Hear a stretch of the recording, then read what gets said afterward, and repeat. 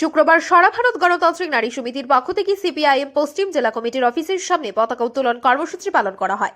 পতাকা উত্তোলনের পর সারা ভারত গণতান্ত্রিক নারী সমিতির পরিভাষায় যারা শহীদ হয়েছেন তাদের শ্রদ্ধা জানানো হয়। আজকে কর্মসূচি থেকে শপথ নেওয়া হয় মনবাদী সংস্কৃতি দ্বারা আর নারীরা আক্রান্ত হবে না এবং সমাজে কোনোভাবে পিছু হাঁটবে না। সার্বিক বিকাশের জন্য নারীরা সমান অধিকার নিয়ে সমাজকে এগিয়ে নিয়ে যাবে বলে জানান উপস্থিত সারা ভারত গণতান্ত্রিক নারী সমিতি পশ্চিম জেলা কমিটির সম্পাদিকা মিনতি বিশ্বাস। আমরা সারা ভারত গণতান্ত্রিক মহিলা সমিতি সর্বভারতীয় ত্রয়োদশ সম্মেলন উপলক্ষে আমরা এই পতাকা উত্তোলন করছি।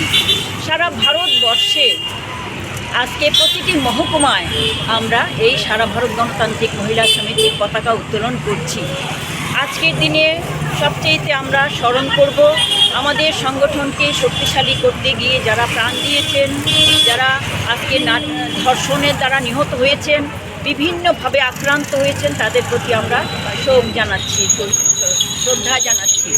আমাদের সারা ভারতবর্ষের যে আজকে যে আমরা মহকুমা কমিটির উদ্যোগে যে এই পতাকা উত্তোলিত হচ্ছে, তাতে আমরা শপথ নিতে এসেছি। আমরা আমাদের দেশে কেরালা নামক যে রাজ্য, সেই কেরালাতে আমরা ত্রিবান্দ্রমে আমাদের সর্বভারতীয় ত্রয়োদশ সম্মেলন অনুষ্ঠিত হতে যাচ্ছে।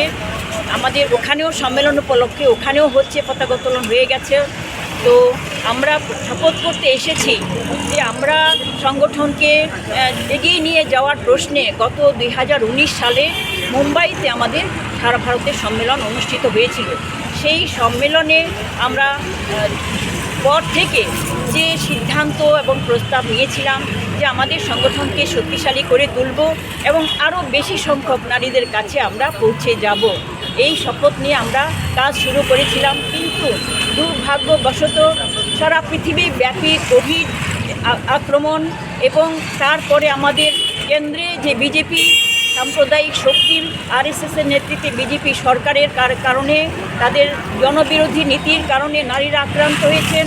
সমাজের সর্বস্তরের লোক, শ্রমজীবী, কৃষক থেকে শুরু করে ছাত্র, যুব, কাজ, খাদ্য, স্বাস্থ্যের অভাবে আজকে আক্রান্ত হয়েছেন। করোনার কারণে আমাদের অনেক নারী কর্মী প্রয়াত হয়েছেন, তাদের জন্য আমরা আগেই শোক জানিয়েছি।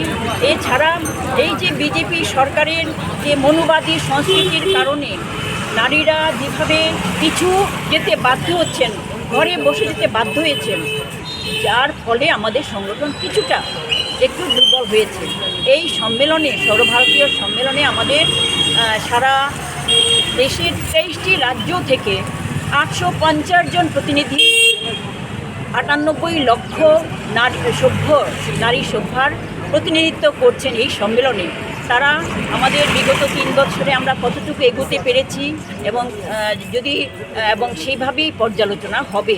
তো আমরা আজকে এই পতাকা উত্তোলনের মাধ্যমে শপথ নেব যে এই সম্মেলনের মধ্য দিয়ে আমরা আগামী দিনে 3 বছরের কাজকর্মের দ্বারা আরও বেশি করে কাজ করে আরও বেশি নারীদেরকে কাছে আমরা যাব এবং আমরা যে সমাজতন্ত্র, সমানাধিকার এবং নারী মুক্তির লক্ষ্যে কাজ করছি এবং বিজেপির সরকারের যে জনবিরোধী নীতি এবং আইনসভায় নারীদের জন্য 1/3 আসন সংরক্ষণ বিল পাশের দাবিতে যে আমরা দীর্ঘদিন লড়াই করছি, সেই লড়াইকে আরও এগিয়ে নিয়ে যাব। আরও বেশি সংখ্যক নারীদেরকে সচেতন করব যে না, আমরা মনোবাদী সংস্কৃতির দ্বারা আক্রান্ত হব না, আমাদেরকে পিছিয়ে দেওয়া চলবে না, আমাদের সমানাধিকার, কাজের অধিকার ফিরিয়ে দিতেই হবে। এই আন্দোলন করার জন্যই আমরা আজকে শপথ নিয়েছি। রাজ্য থেকে কতজনের প্রতিনিধি দল অংশগ্রহণ? আমাদের 42 জন প্রতিনিধি হয়েছেন নেতৃত্ব সহ, আর এমনিতে 35 জন প্রতিনিধি নেতৃত্ব সহ 42 জন গেছেন। আপনার নাম আর ডেজিগনেশনটা? আমি মিনতি বিশ্বাস, আমি রাজ্য কমিটির সম্পাদক মণ্ডলীর সদস্য এবং জেলা কমিটির secretary. Bureau report, Tripura news 8।